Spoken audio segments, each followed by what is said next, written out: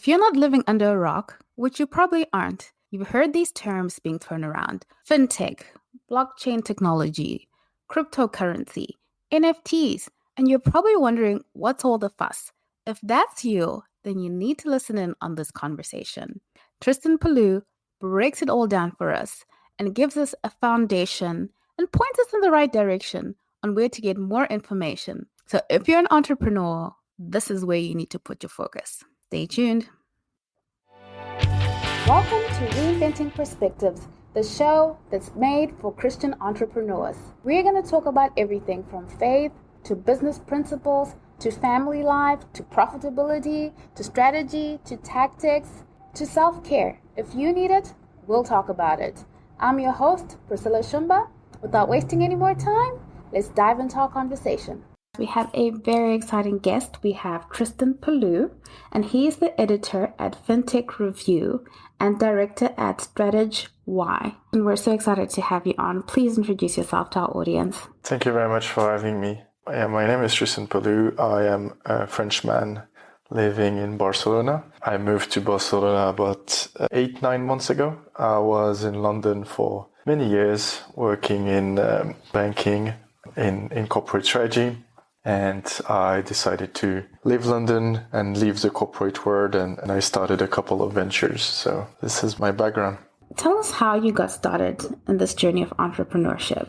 Yeah, sure. So I was thinking for many years that one day I'll have my own company. I always thought that ultimately I won't stay in the corporate world forever, and I would start something and build something and see it grow. I think it was always in the back of my mind. And when I decided to leave London and I moved here, I thought that in spite of the pandemic, it could be the perfect time to start a business. That's how it all started. I guess it was an old idea. And then I thought, you know what, why not? Why now is not the right time for me to do it? You make this move and you've been thinking about Fintech Review.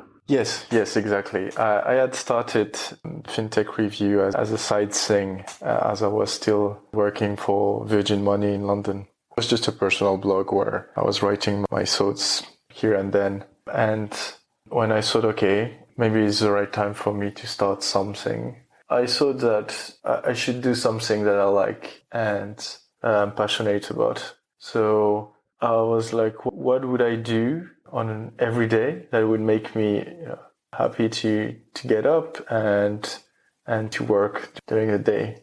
And that's how I thought, you know what, maybe I should start to scale Fintech Review, and chances are I can transform it and turn it into a real business. I guess for me it was all the point around trying to do something that I like, because you know, in your life you're going to end up working for many years, so you might as well do something that you like. Absolutely true. What is Fintech Review?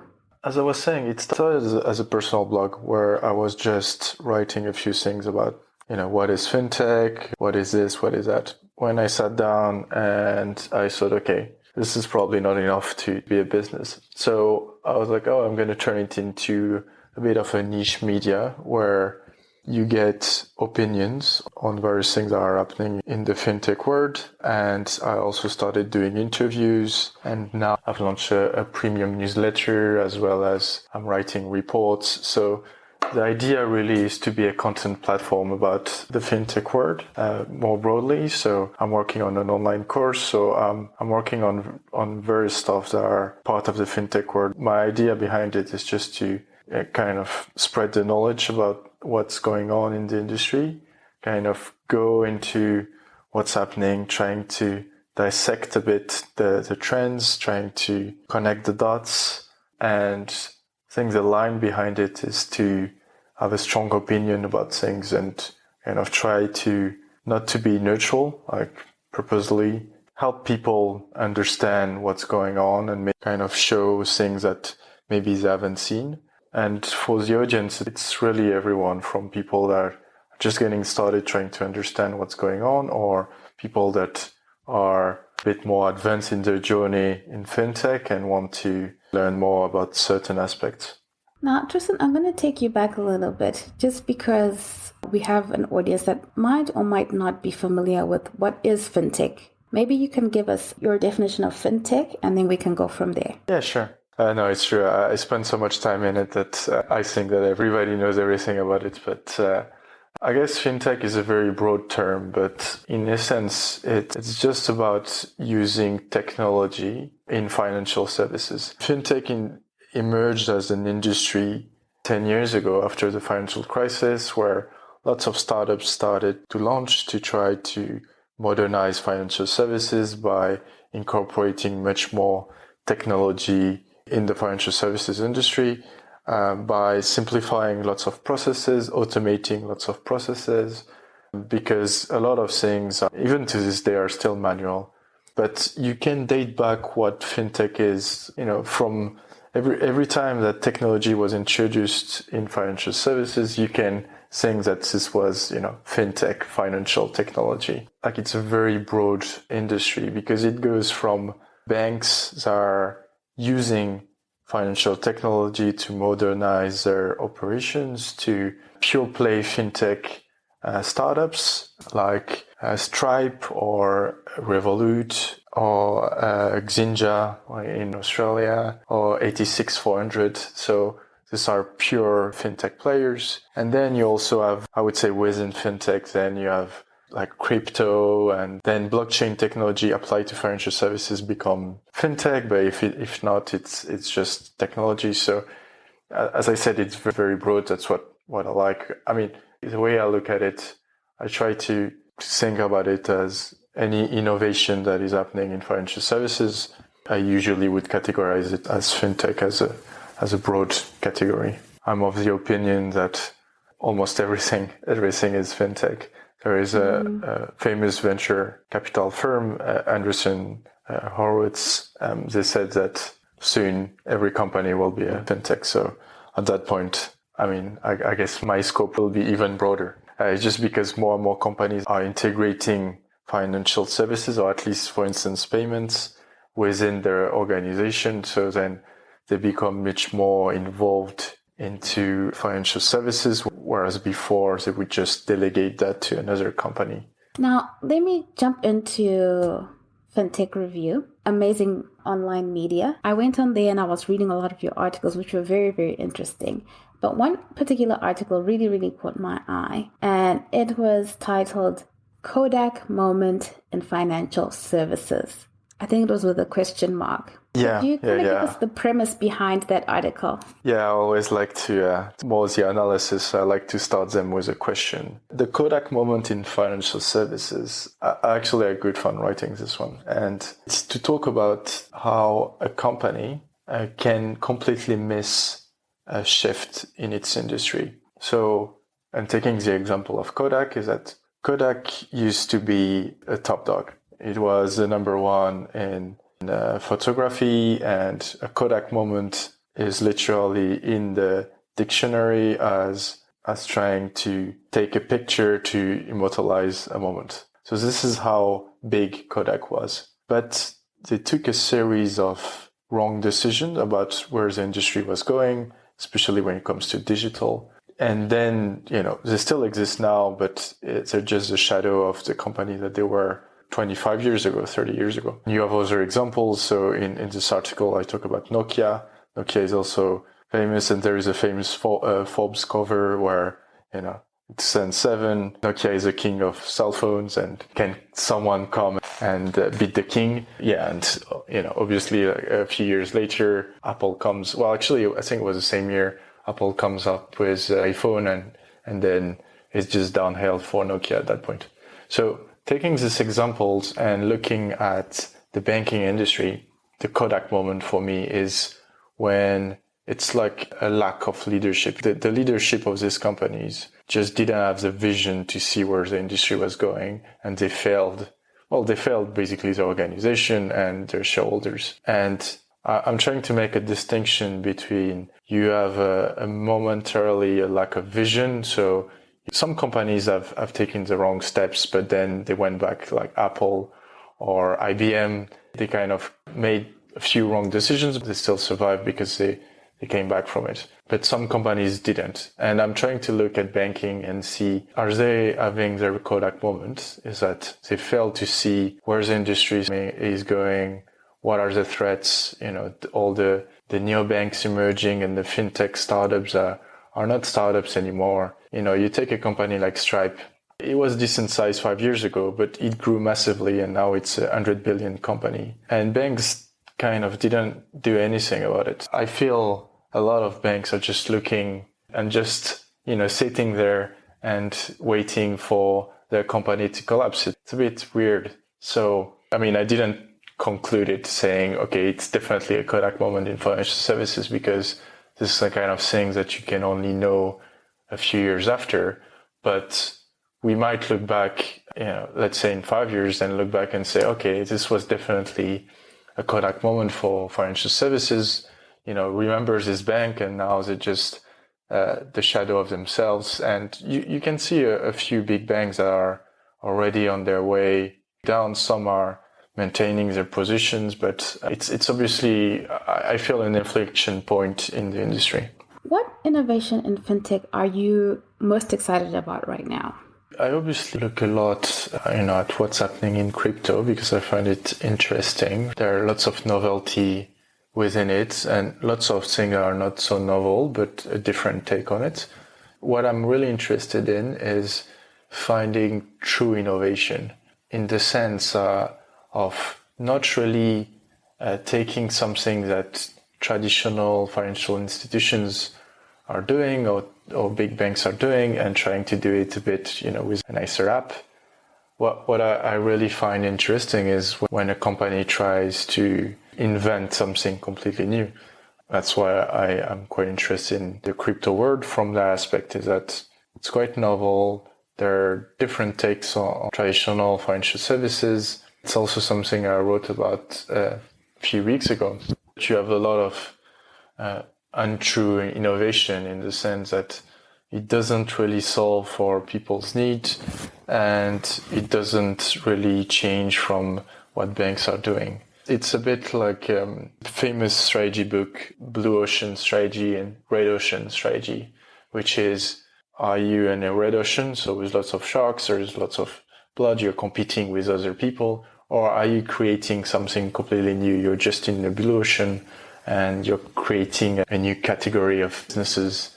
And this is what I'm trying to find. But it's hard. Obviously, the thing is, you don't have that many. You don't have that many companies that are coming up with something that is truly innovative. You need to be very courageous to launch something that is completely new.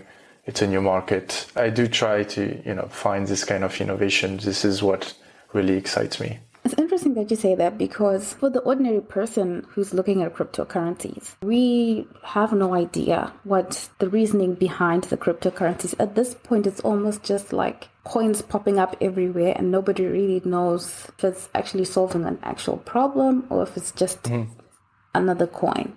Where would they find that information? It's a fast-moving space, and there's lots of interest. So it's true that there is lots of, I would say, garbage out there, because that's the thing. When you have hype, too many people are trying to go into that space and making a quick buck by kind of launching quick scams. But I think that there's lots of things to read out there about what cryptocurrencies are. I wrote about the difference between blockchain and cryptocurrencies and what's going on with Bitcoin. So, I think there is no real secret about it. It's that you just need to try to read as much as possible, starting from the beginning, which is trying to understand what a cryptocurrency is and trying to see how it might fit within the economy and the economic models.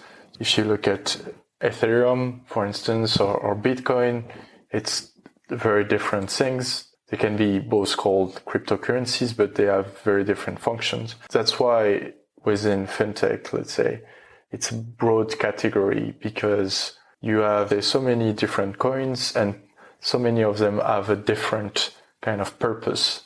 Bitcoin is more a store of value, similar to what gold is. So it's just a way for you to stash some money there and kind of hedge yourself against inflation over the long run, whereas Ethereum is more a network to build smart contracts, which are contracts on the blockchain that can work automatically rather than relying on lawyers. So my only advice to people who want to learn more about the space is just to read about it before going into really trying to understand what's happening in the news. So going, on CoinDesk or Cointelegraph or all this news specialized in crypto, I recommend just trying to get the basics right first and then build on that knowledge.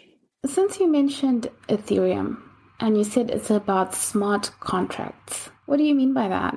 So a smart contract is a contract that kind of you build in the blockchain. It would have the same elements as a normal contract, but what you in the end do is that you create some automatism within the contract. So let's say I build a contract saying that I will pay you 1,000 per month for 12 months because we're working together. You provide a service that I'm looking for. We put this contract on the blockchain. What it will do is that automatically you will get paid because it is binding for both of us. So the big promise of blockchain is that you try to eliminate intermediaries. So in the sense that if you and I agree on this contract, we put it on the blockchain, you don't need to trust that I'm going to pay you because, it will be automatic. You won't have to go ask for a lawyer to implement the contract if I don't pay you. You would have lots of clauses within a contract and you don't need to do all that. That's kind of one of the premise of doing a smart contract. You can have many applications, obviously, but especially in financial services where many times you have lots of intermediaries like clearing houses, and usually big banks don't trust each other. So to be sure that the other party is going to pay them, so you put a deposit at a third party and this third party would ultimately pay you if something happens. So with a smart contract, you can eliminate all that. You don't need to trust the other person because everything is automatic, transparent, and the record is, for everybody to see, or at least the parties in the contract. Now, this raises another question for me, Tristan, because people say, especially in the mainstream media, that cryptocurrency, the value is coming from, is just speculation. And then you see the coins kind of rise up and then drop and then rise up and then drop. The volatility is just absurd. But then now you're saying that it's actually the technologies behind the cryptocurrency or the problems that the cryptocurrencies solve. Is that where the value is coming from? Or is it that and the speculation? Where is the value coming from in these cryptocurrencies? There's a bit or a lot of truth in that. There is some speculation with cryptocurrencies. To put it back into context, is that there is speculation in most financial assets. So there's speculation in the stock market, in bonds, in real estate. There is speculation in everything. It's very visible with cryptocurrencies because the values are, in the grand scheme of things, not that important. Even if it's $1 trillion or $2 trillion, it's not a lot in the grand scheme of things, in the grand scheme of financial markets. And there is a lot of speculation because there's a lot of money in the system. Because of the quantitative easing of central banks, there's been lots of money being printed all over the world. So what it does is that ultimately all this money is ending up in the financial markets of all sorts. So it goes into equity, and then equity goes to the roof, and then goes into bonds. Bonds, rates go very low, and it needs to find a house basically, and then it goes into crypto, and that's what has pushed a lot cryptocurrencies over the past year. That combined with the fact that a lot of people were at home a bit bored, and there's been lots of speculation and gambling, and you've seen it with Robinhood and the whole GameStop debacle, or at least frenzy. So there is a lot of hype and speculation and all that good stuff. But as you say, at the same time, the technology behind it is very promising, and there are lots of applications beyond just cryptocurrencies. There is what we call enterprise blockchain, which is trying to use the technology to, going back to what is fintech, use the technology to really transform financial services and make it better. So get rid of some of the friction that you have, get rid of some things that are not logical, like, having a third party to make sure that two banks that don't trust each other can do business, trying to use this technology to really transform financial services. And then beyond that, there are lots of things you can do with it in logistics, for instance. It's a very interesting technology. And beyond the hype, even if cryptos kind of go up and down and collapse and go back up, the technology is here to stay. Is it fair to say that because of the pandemic and central banks printing a lot of money across the globe, that people are looking for safe havens for their money? And is that what has kind of pushed cryptocurrency to move at a faster rate, or to become more visible at a faster rate? Yeah, so I think it's just because investors generally, so that's why you've seen also lots of institutional investors like BlackRock or most of the big Wall Street guys getting into crypto, is that it's where the growth has been, and they see it. And when they look at the other financial assets, they don't see this kind of prospects in terms of growth. So the views they're taking is, okay, we should get in because this is where we can have a bit of growth and returns over time, probably because if it goes in the right direction, or at least there is volatility, and, investment banks also make money out of volatility. So that's because all the other markets, it's not that they've reached their limits, but it's just that there isn't so much room to grow, whereas there is a lot of room to grow in cryptocurrency. So it's not really, I wouldn't say a safe haven. It's more like a new playground for a lot of investors. Got it. Now, Tristan, please tell us, which cryptocurrencies are you keeping an eye on?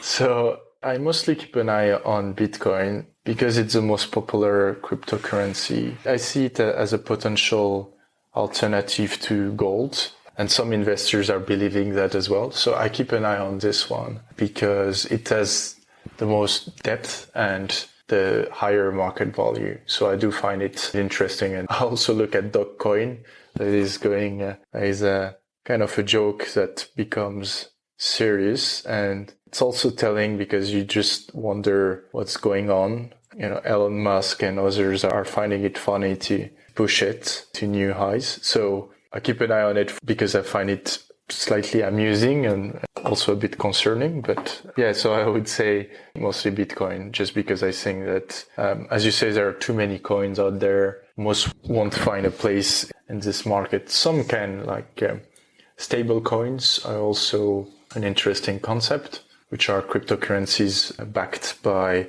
actual currency. So you would have like a coin that is just worth $1. You use it for settlement between banks or this kind of stuff. So I keep an eye at this kind of cryptocurrencies as well. What changes in fintech could be opportunities or drawbacks for the new or early entrepreneur? I think that what's great for an entrepreneur at the moment, whatever the sector you are in, is that you can embed financial services within your business very easily. Let's say you have a digital business. Accepting payments, setting up stuff is super easy because you have lots of companies out there that make it easy for you to really set up your business on the financial side of things, as well as, opening an account. And it's incredible how easy it is now for a business to kind of at least be ready to be paid or manage its business. You have so many tools. Some of them are free, some of them you pay fees on it, but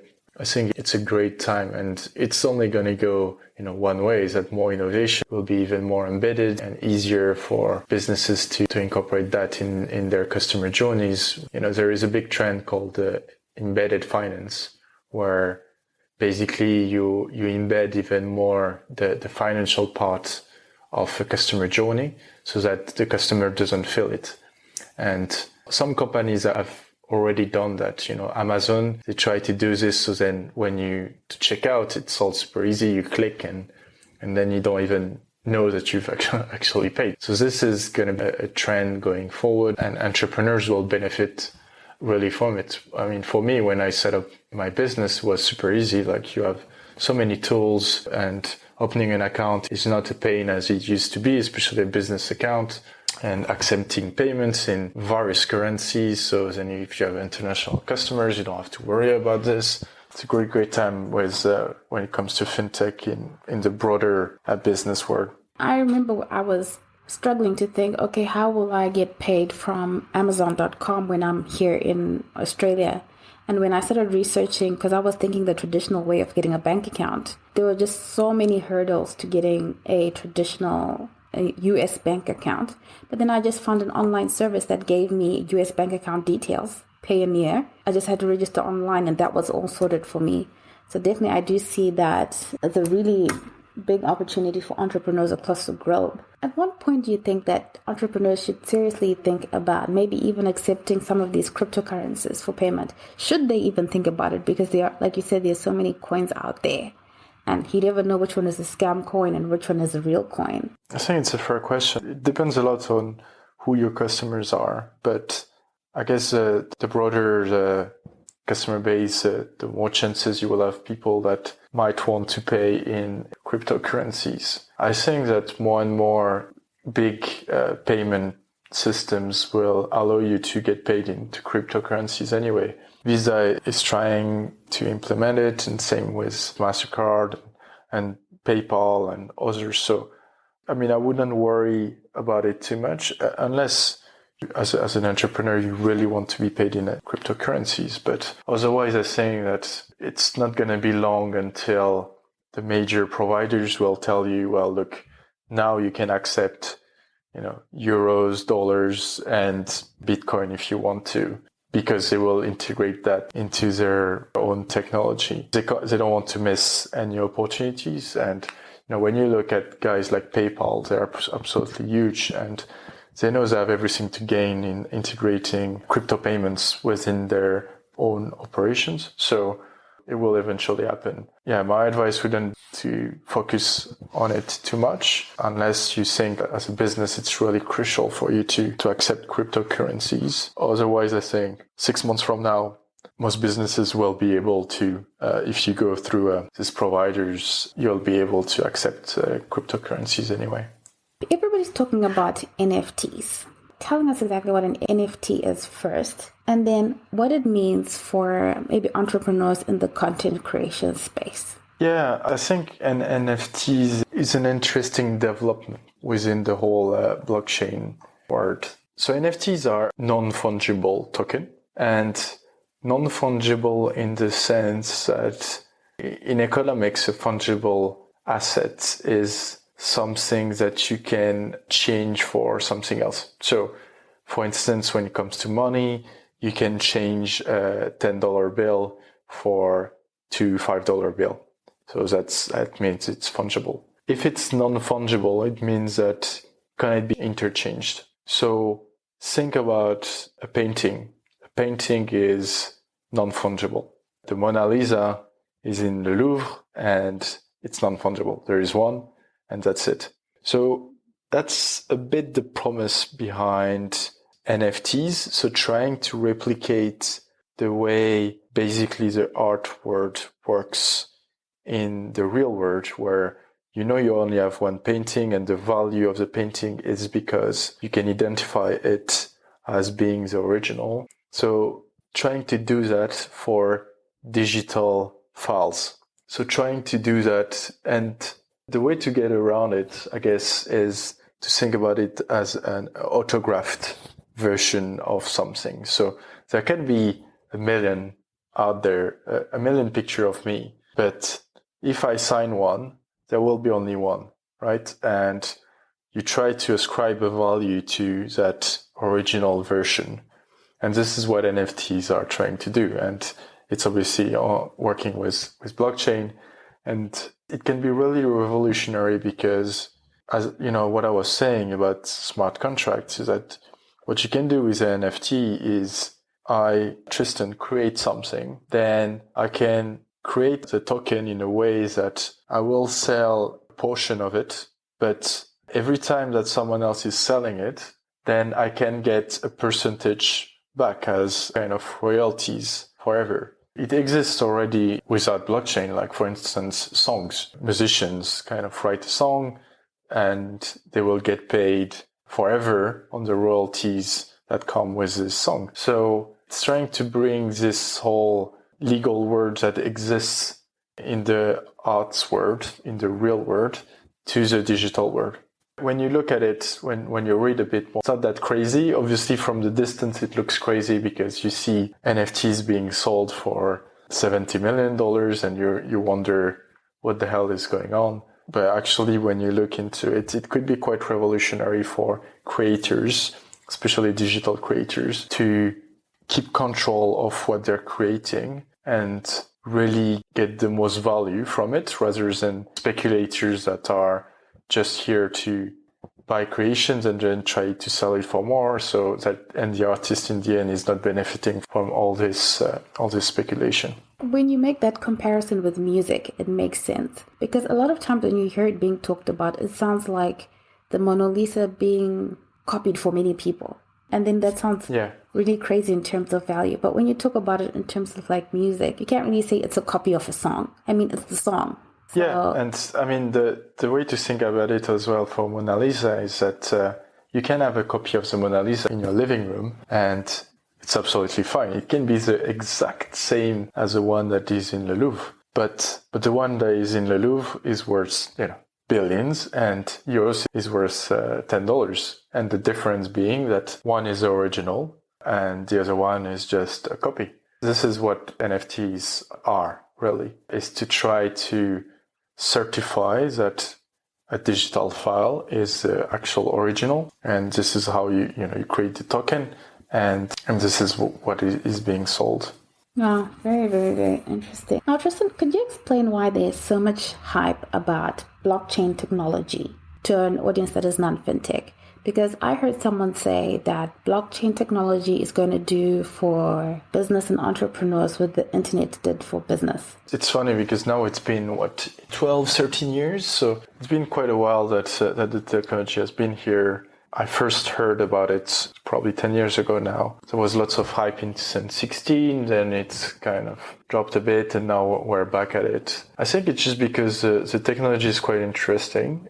It's quite revolutionary in some aspects. There is lots of money being poured into it. And I don't know if it's going to revolutionize really the business world, because it's been 10 years and so far there's been some incredible changes. But I see other technologies like artificial intelligence have also a lot of potential when it comes to the business world. There is quantum computing that is coming. So I think more broadly, technology is changing the business world in a way that, it's accelerating, and more you'll see new technology and becoming cheaper. And, what I was saying about having all the fintech tools for an entrepreneur right now, but more generally all the tools that you have to start a business. And I think broadly technology is changing the business world in a way that has never happened before. And I would put blockchain within that change, but not exclusively, I would say. I would say it's one of many technologies that is changing the business world right now. Blockchain, very simply, it's a distributed database in the sense that it's blocks. Basically, what happens is that information is stored into blocks. It's obviously encrypted before, and it's stored into, as I said, blocks, and these blocks are joined one to another, and it makes a chain. So then you have your blockchain. And what makes it interesting is that obviously, in the purest sense, the blockchain stays. So as more information comes onto this blockchain, the previous information stays. So which means that it's transparent. You can see the changes that have been put through, and you can kind of audit very clearly.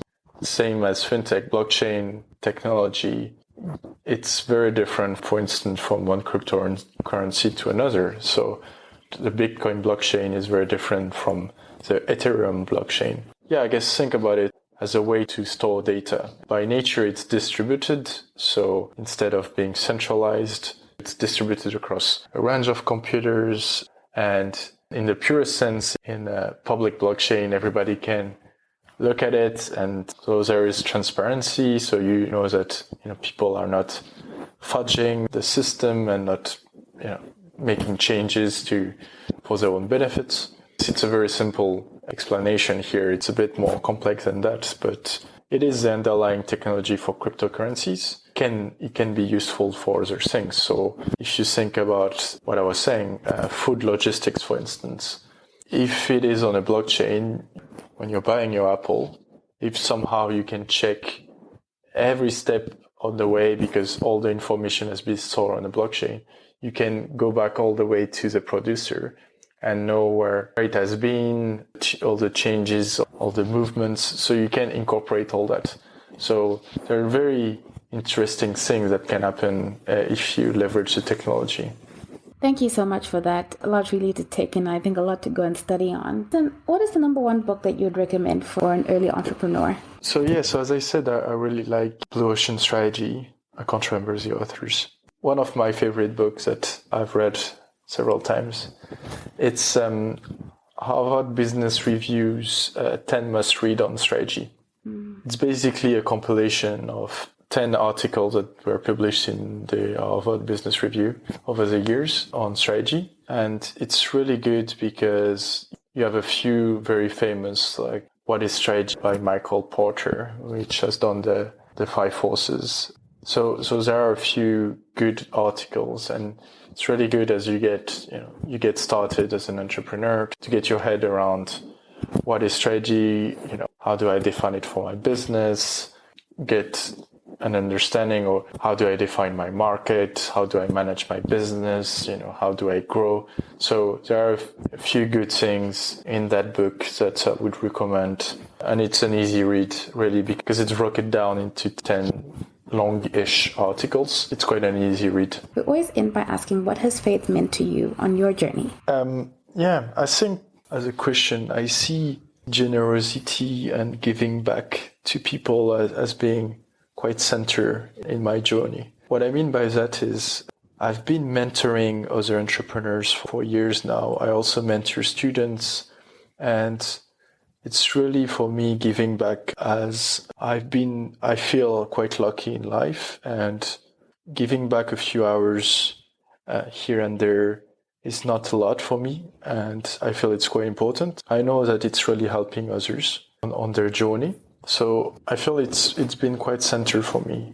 And this is where, I just feel if everybody was doing it, we would live in a much better world. It sounds maybe a bit silly, but I feel people don't give back as much as they should, and it doesn't cost a lot to talk for half an hour with someone, helping them develop their business, the questions that they might have, the interrogation about what's next for them, and I'm trying to help them their decision. It's been important for the past few years, and I'll continue doing that. Yeah, that's a great challenge. And Tristan, challenge all of us as entrepreneurs to really take the time to give back in time and in mentoring other entrepreneurs. Now, to the audience, if you'd like to connect with Tristan, where can they connect with you, Tristan?